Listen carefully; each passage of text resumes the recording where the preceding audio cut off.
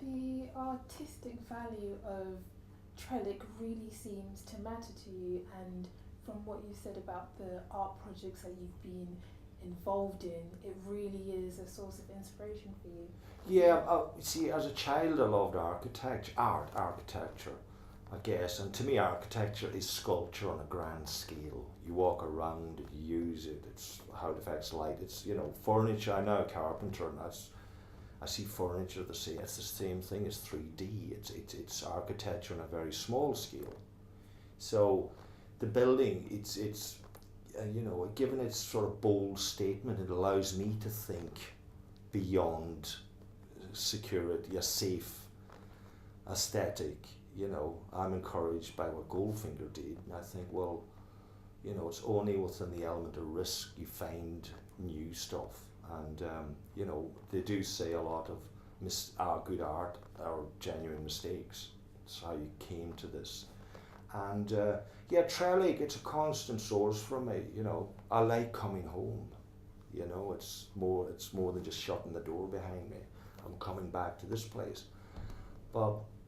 And equally now we've a graffiti wall downstairs too, which is very established, and the writers would call that a Hall of Fame. It was used in the 80s, and it's not legal, but it's tolerated by the tenancy, the Trellick Tenants Committee, because I volunteered to manage it on behalf of the committee when it didn't have any bins. It was waterlogged. The homeless were using it as a toilet and not the writers, so there's confusion created a few years ago, and the committee thought we best close it because the cleaners were complaining about the toilet issues, etc. But I did explain who was doing that and give us the bins, let's have a go, and 4 years later it's still being used as London's best wall. I will use that term because people tell me that, writers tell me this.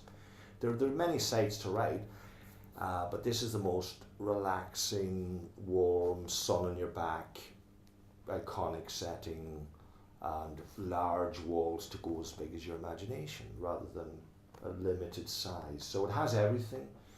Frequently used by female writers, which is a very healthy thing. That demonstrates they're not afraid to come here on their own or with their friends. So that's really healthy. It's not just a boys' club. It's for everyone. And I love being down there because I meet artists. People of my own, sort of hobby, you might say. No one makes money from that, so it's not about profit, but it's about truth. You come there and you spend 6, 8, some people can do it in an hour, short, in and out. Other guys will spend 10 hours there. Love Pusher, 3D backlit colours. He writes Jesus. It's incredible what he does, and it does take him 8 hours. It's a masterpiece on the wall. And then next day, if not that evening, someone will come in and write their piece over that. And it's akin to me as a carpenter, doing 7, 8 hours work in your home and then giving you the hammer to smash the work. And then I walk off cool.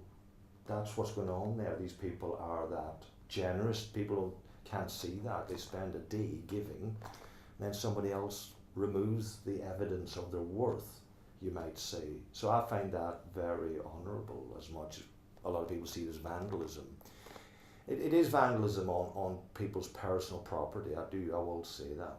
But the problem is they've never been given an address or a place or recognition to practice and concentrate it. So when this ball court gets built over, I'm very concerned for what happens to these guys, because they will go back on the street, and then the law will come down on them again as vandals, despite the council removing their one collective place to be legal and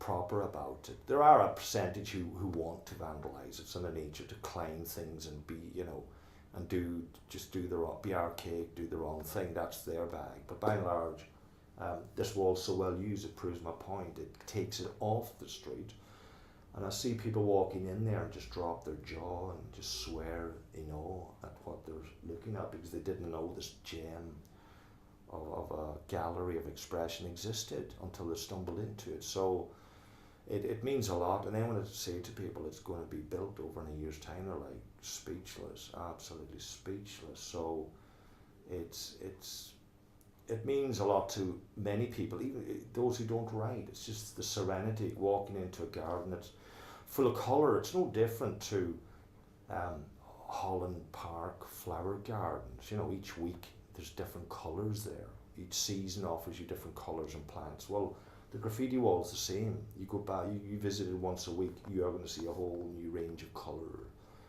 Just as you would with flowers, there's no difference. You know, it has that energy, so people keep coming back to see it again, So it's a shame that something of that value is going to be removed without comment, you know, and then the people who made it are dispersed into more negative properties, situations, you know. So that bothers me a lot too, that this sort of and it's a place for growth. I see people walking in there uncertain and not sure, and doing their first bits, and then, you know, as I speak to them, I'm down there just on a daily basis myself, and 6 months later they're doing a really big piece, they're proud of it, and you can just see their development socially, artistically, and just their well-being improves with the more time is spent down there. So it really has a very good value, you know, more than just that word graffiti, which is a negative term with London councils. Brighton have allowed streets of it to exist, which is fantastic. They've embraced it, and I went to Brighton to see it. So I got down in the bus, spent my money, had my fish and chips on the beach. You know, it's a source of interest to the modern culture, not the old heads running their council. They've got to get on board, and people now go to source, find these venues, you know, and it should be celebrated because it's an asset that people will come to. Goulburn Ward should have Trellick graffiti wall on their homepage. It would bring people to the neighbourhood. It really would, as much as anything else. You know, that's how I see it, and sadly, it's not a majority view amongst people in authority who just want it banished. I mean, even the Olympics used it heavily in their London promotion, colourful, energetic, creative people. And once we got the Olympics, it was just rolled off. The East End was all buffed, cleaned up, can't be here. It became corporate and cleansed of expression, and that's a shame. You know, the very thing, you know, that energizes a place then gets built over, and it's because that's a social gathering down there as much as anything, as the cafes and anywhere else, and the parks. It's a place where like-minded people meet and do more than lie in the sun. They actually spend £30 on their colours and a day of their life doing their best by the wall, and that's what I call development. Yeah, that takes courage. I did try myself lately because I'm 50 and I'll regret it all my life if I didn't have a go at the wall. I had a respect for the people I've been watching for the last 20 years because I always went to the pit across the bridge, which is now history gone. And it bothered me that place was just built over without any comment or any finale. So in the next few weeks, I've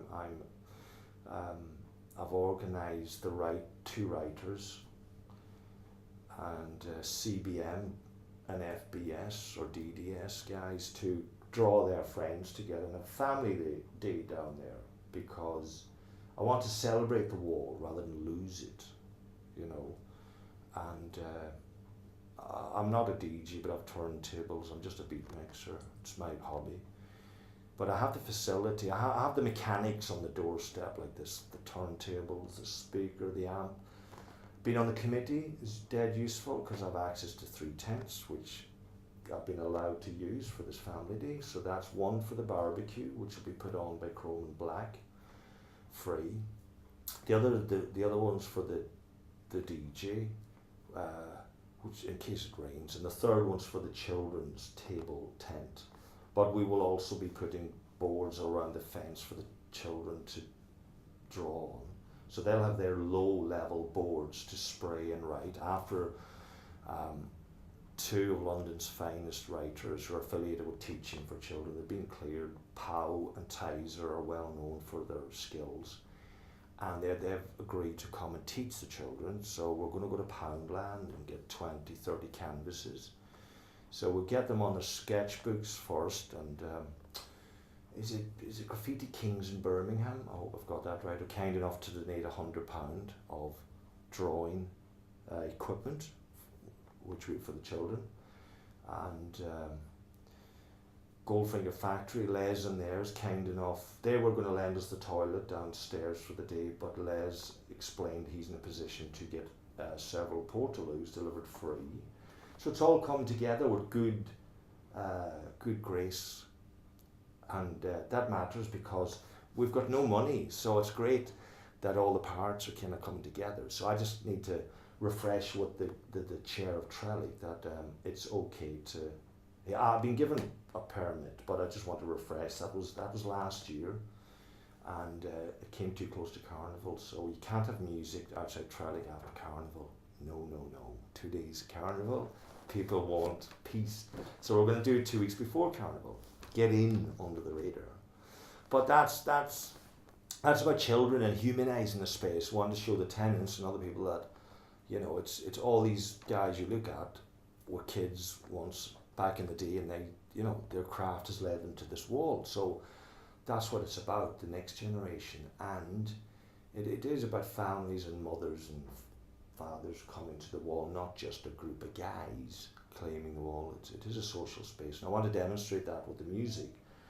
And it's not about hip hop and loud music. It's about background beats, so that everyone has one harmonious sound. Because some days you can have 3 or 4 groups there with different music, and it just struck me, why don't we just have one uniform sound in the background? Just because you walk into an environment, then you know this aura of just togetherness, and and that's what I'm trying to seek for the last few months, because our summers aren't great here. So this is something we're putting together in 2 weeks, and again, that wouldn't have happened elsewhere, you know, for me. But Trellick it gives me the energy to do these sort of things, you know. So yeah, let's hope for a good day. Weather-wise, all the other parts are there, but yeah, that's again, and then.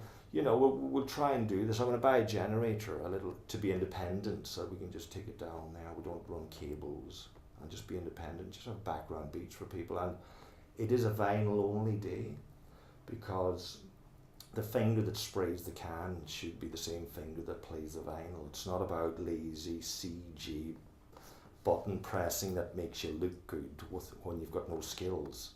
It's about people who love their music equally.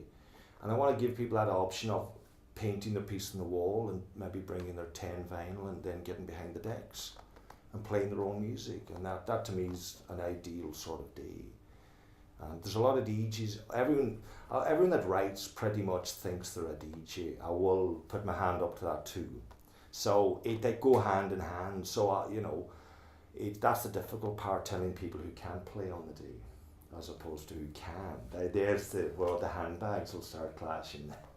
But we got to give it a go, and it's only by trying we learn. And then if this place, if they're going to build over it next summer, then I would seek to have a public day there, and then open that to the public, because that place will get rammed. But then that's the right sort of homage to the last day down there. Let's put it out there and celebrate it, and show people what's been taken from us as much as anything else.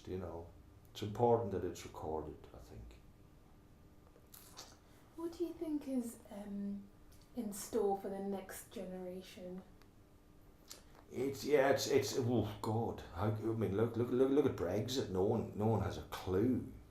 And so many predictions were made, and they're now changing. So we kind of live on unscripted times. As when I was a child, things ran slower. You could say something, I'll do this in 10 years, and not a lot would have changed. But now, if you live in London, the pace of life is quickest, and London sort of eats itself and just digests itself continually. So Holloway, where I arrived 30 years ago, is not the same road. It looks it structurally, but all the shops, pubs, people are different to what I witnessed. All my memories exist now in my head. They're not there factually. Holloway's changed. The cinema, there's a few statement buildings, but that doesn't bother me. That's where I've come to. London's always did this, you know. So yeah, I'm not lazy about it. I accept evolution keeps turning. You need to get on with it, you know, rather than fight it. Get on board and affect it rather than fight it in a direction, you know, that you want. So that's why I'm on the committee too. The only two people attended the new development meetings, and I'm a tenant registered in a bedroom, not even a leaseholder, and yet I show up, and I asked how many applied from Trellick for this meeting. He says just 2. So that says a lot too. Well, you know, if you're asking about community, I mean, you'd think all the leaseholders would be in attendance, given that something's going to get built in front of their building. But that's how it is. What can you do? So it's strange, but it's you know, it's easy to complain, but that's an energy people should invest in advance, and they'd be less complaining if they were more constructive about their but the comments, you know, how they approach things, I guess, you know. But yeah, you know, I come from a farming background, so I'm an outdoors person. It's in my blood just to be out, and I've grown up, you know, I've spent my life in the building site, so it's not a biggie for me. I'm not doing anything exceptional by being involved. These things are sort of in my repertoire anyway, and it suits me. So I feel, you know, it's only right that I should be there because I'm interested in architecture. I've lived here 20 years and I'm in building and design for 30 years. So I will ask the questions that should be asked rather than accept what I'm told. So there's more work to be done, but the wheels do turn fast, and hopefully, and equally, just by doing this little music event, it might even set the seed of something else that somebody else can embrace and maybe try and retain this, because I don't do IT. I just don't. It's not me. I'm a carpenter. I'll build your wardrobes, but I don't send emails. That's it. But if I could, but it'll take a lot of head space to manage Save the Wall, if someone did do that. But I couldn't, because that would get a lot of attention. But then I don't have the ability or the means to manage that. So sadly, there's not others. But then I'm thinking, you know, on the back of doing a little social family project there, hope someone might pick up on that and develop something that's more accessible to the wider public, you know, and just claim this space. It's like, what's that skate park, South Bank skate park, as I had a reprieve, because it was the biggest building application. It had the most rejections in the history of this country. It had 30,000 rejections, people opposed to it, to its use of change, which is great. And, you know, it just demonstrates that the public can affect public planning if they just, you know, if they're aware of what's happening. So, you know, I'm sure if I stood down Goulburn Road, a stall, and just talking to you now makes me think about it, on a Saturday with lots of pictures and just spoke to the passing public, does this appeal to you, and what do you think of it? Do you want to leave your detail and support it? And that's what happened with South Bank. They just sat outside it, and my daughter and I signed it. So that's how you get to 38,000, by giving a damn, by putting your pen to paper. And if I had more sort of IT skills and time, then that's something I would do. But I know I'm not able to do it at present. I couldn't. But who knows? Someone might step up to that, and then we'd be in a fighting chance. It's not just about the graffiti. It's a space for children develop their imagination. That's the thing. You know, you get lazy just looking at a screen. Things are done for you. You're being entertained, but rather than a trade-off between, you know, when you're running around kids, it's give and take, give and take. I hate you today, I love you tomorrow. You know, you go through all these developments and that matter. It's all about social skills, which you won't get indoors. You don't, you know. And too many parents now buy their child a screen for the bedroom. I mean, come on. That's like putting a fridge of sweets into your bedroom. It's just a negative outcome. You know, your bedroom's a place of rest. Your lounge is where you watch something. You go outside to play. You know, all these things. So as a builder, stroke designer in my own little way, I'm very aware that kind of the value of a home and, you know, how it affects people. And the outside part is relevant. As I say, you own a car, right, you pay to park it somewhere. Well, if you've got children, you need that bit of outdoor space for them to let off steam, you know. You have to walk your dog twice a day at least. You know, do parents take their children out twice a day? They don't. Sadly, they don't. Animals get, you know, they get recognition like that. But that's the sad thing. If that's taken, then parents are not given the option. That's the word option. Then you have to keep your kid, because as a carpenter, one of my main likes is children's furniture, because I grew up in a farm and I was able to go out to the tool shed, make go-karts, or go to the dump, and when we cleared all the rubbish in the landfill up in the hills, which is naughty, out of sight, but that's what happened. I'd get pram wheels, an old plastic seat, a few other bits, and I'd make it a little go-kart. So my hands were using tools as a kid, and here, like, you can't, what was it saying? Oh, children's furniture. You know, I think of it, a child should enjoy their bedroom. You know, should make furniture that's colourful, and when you open the door, something else moves, and you have different fabrics. You know, because my ex-partner Deborah is very good at making a children's cot a place of interest. So at 7 o'clock, we'd put our son in the cot. He didn't object. This was a play area that he slowly nodded off, and then he just tucked him in. Great, it worked. I picked that up from her. And equally, a bedroom, you know, they should want to go back to the bedroom after they've had their dinner or a meal and with their friend. And, you know, furniture doesn't have to be boxes with doors. You can have apertures in them, a sloping level. You can do stuff that just, it's for the child. It's not an adult's version of children's. If you look up children's furniture, it's appalling. It's so it's commercial tat, blue for him, pink for her. No imagination. You know, it's very limited what you'll find online, and that's you know, I've felt that for years. You know, that's just on a localized level within a building. Yet the outside part's as relevant, because then, you know, you take that imagination out, or equally, if you're playing out for 3 hours, you bring that imagination into your bedroom as a child, and you kind of reenact what you had outside. So I'm talking as a parent, do you know what I mean? And I think these things matter in a world of silence where people are just pressing buttons. I mean, Banksy did do a fantastic print on the wall with the romantic couple looking over each other's shoulders at the phones. I mean, that he's ahead of his game. You know, there's going to be a lot of social issues with children just because they don't communicate on a healthy level. They'll know all these websites, but they won't know many friends. You know, friends. You get friends by spending time in someone's company, not virtual communication. But yeah.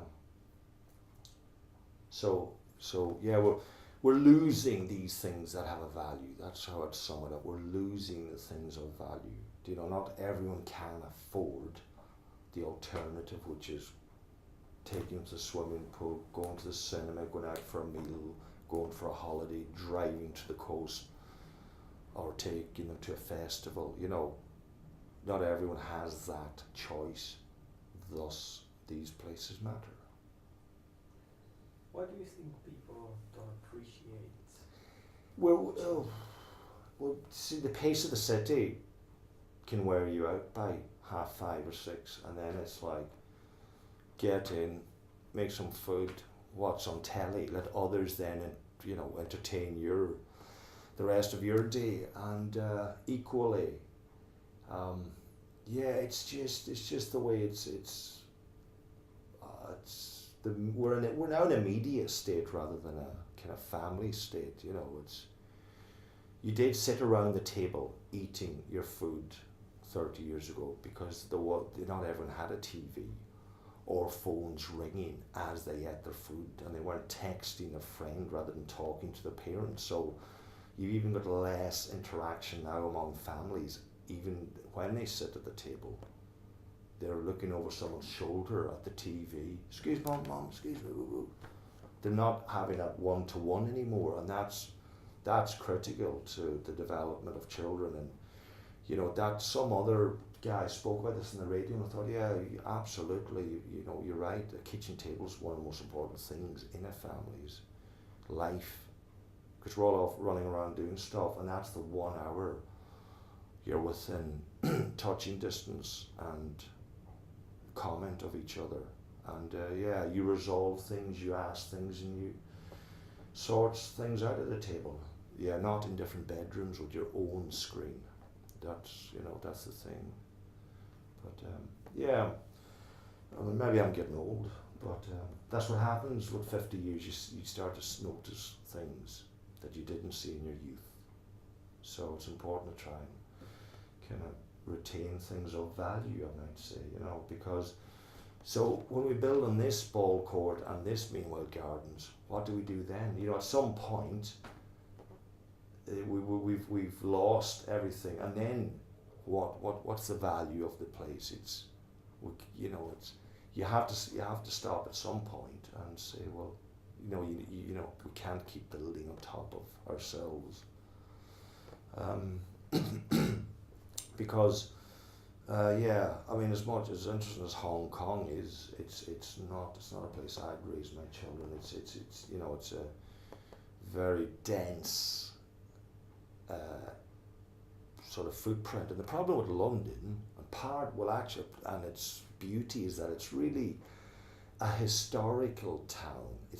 All these routes are 1,000-year-old lanes and 500-year-old lanes. They're all old right of ways. They're not. It's not even though we've 8 million people, we're in a massive village. Really, London's a massive village.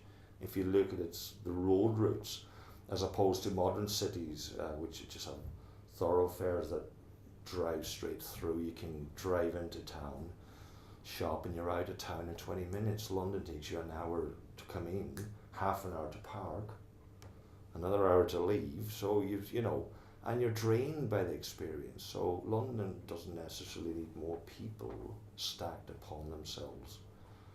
But I think we've come to time, guys. Fantastic. Is there anything else that you'd like to share? I think you've answered all of our well, questions. that's good. I hope it's useful, but I don't mind just ranting on, and then you just cut what you need. Is there something that you would have liked us to ask you? No. I could talk away about Trellick, but no, it's in my blood. I'll defend it, because when I moved in here, it still has a negative opinion by a lot of people who haven't even been in it or around it.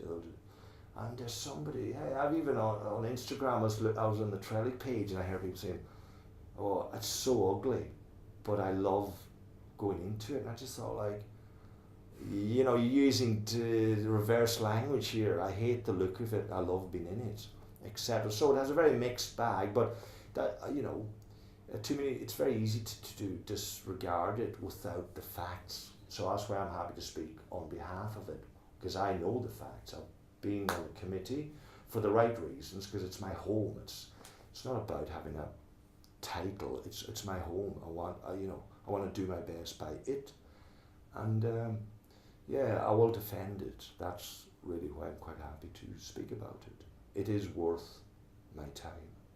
Yeah. We really appreciate That's you all right. giving us your time to speak about the town. Yeah, but you're doing a good thing. I'm pleased you're here.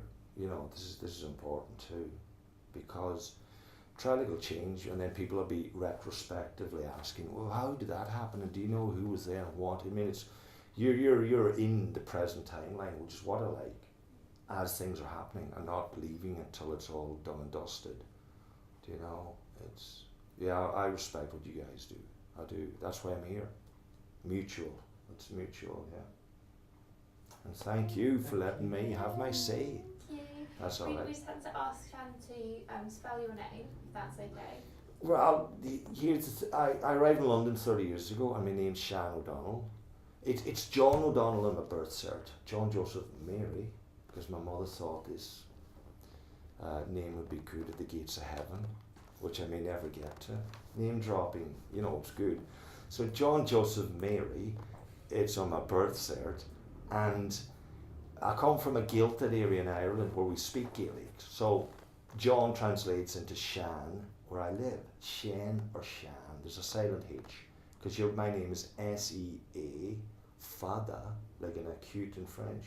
So you pronounce the vowel broad S-E-A-N, Shan. But when people see it written, and even when I say Shan, they go, oh, Sean. So I got tired explaining it. But now I want my name back after 30 years, because all I've got is my accent and my name. When you leave home, that you end up with your accent and your name, the two things that define you, and your manner probably, but the more obvious things. And I want my name back. So now I misspell it, S-H-A-N, and people go, oh, Shan, it's easy.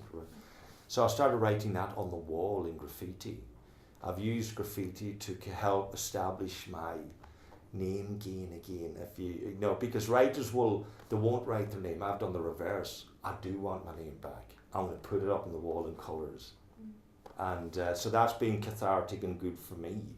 So that's drawn me into. But yeah, it's as I say, it's Shan, and I love that unusual. It's unusual to my part of the world, northwest Donegal. It's just the way a Newcastle guy would say a sentence different to a Cockney, different to Liverpool, different to Swansea. All in English, different accent, lilt, or as we say in Gaelic, blas. So Can you this spell your surname for us as well? O apostrophe D-O-N-N-E-L-L, and O means off in English, so I'm Shan off the Donalds. Or Mac is also son, so this is just off, so I'm Shan off Donald. And could we have when and where you were born, please? Yeah, Letterkenny General Hospital in Donegal, 30 miles from the village of Fulcara on the coast, which is the northwest corner. And if you look on the map, I'm effectively looking out at Iceland. Yeah, so the beaches are cooler there and less used and just tranquil. You can take a car down there, put a 12-year-old behind the wheel and let them drive. They can't hit anything when the tide's out. So it's where we all learn to drive. It's great. So, and that's cool. And it's the first thing I do when I go to Ireland. I'll go to the beach and just listen to the tide, the acoustics of nature. It's fantastic. So that's why I really appreciate having a canal and the value of that next to my flat. It's something, I don't need to explain it. I just love cycling over the bridges on the Thames. Just that act of 2 minutes of water in my life. Don't know what it is, but it works. Yeah. And what year were you born? 65, yeah. Fantastic.